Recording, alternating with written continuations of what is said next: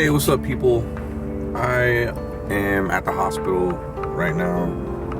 I have an old friend of mine. You might recognize him from an old video that I did. Not really that old of a video, but he's a very good guy. His name is Bill. He was one of the homeless men in the videos. He's actually on the main thumbnail. It's called Asking Homeless People for Money. I have a friend of mine, his name's James Worley, and he kind of keeps in contact with a lot of homeless people in downtown Tampa, and he found out that this gentleman, Bill, and he knew him from my video too, talked to him a few times and stuff like that, but he was in the hospital. The streets haven't been very kind to Bill. He's been homeless, I think, for a few years now, and he's an alcoholic. But supposedly he had blacked out and hit his head, and he's having like severe alcohol withdrawals and stuff, but they're pretty much saying in the hospital that he's not going to make it. So I kind of feel bad that I'm coming to see somebody that I knew that was a really good person, and they're not going to be conscious. But I did want to come anyways and say a prayer for him. I'll just give him some respect. James had told me that he's the only one that's come here to visit him, which is kind of sad for someone who is such a really awesome human being, and just kind of shows how, like, when you're homeless, most people don't really care for you. And not that people don't care for you, but I think they just kind of give up on you, especially if you have an addiction like alcoholism. It's really rough, man. I've known quite a few people that have been alcoholics, and they are stubborn, but I mean, they really do need help.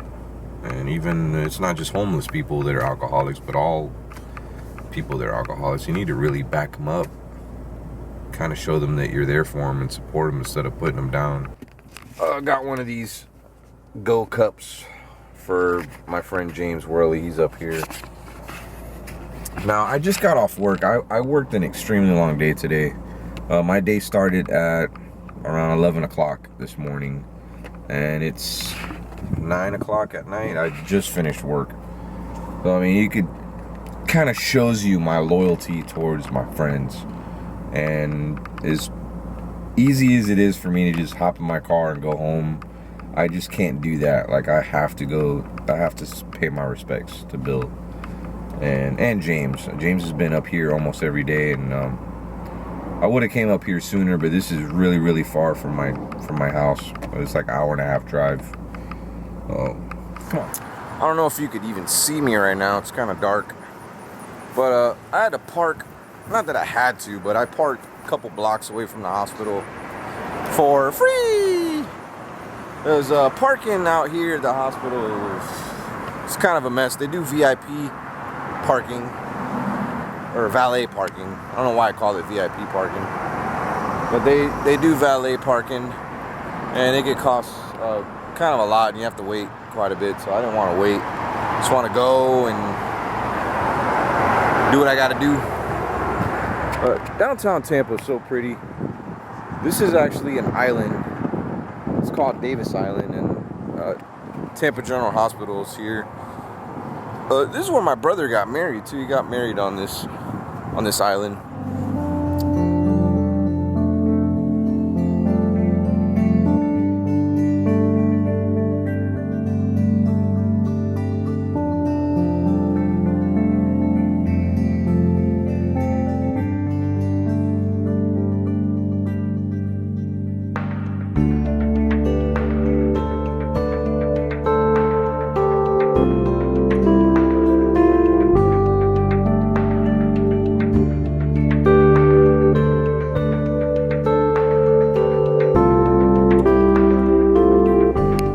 I just visited my buddy Bill, and it's actually a lot worse than I thought his condition was.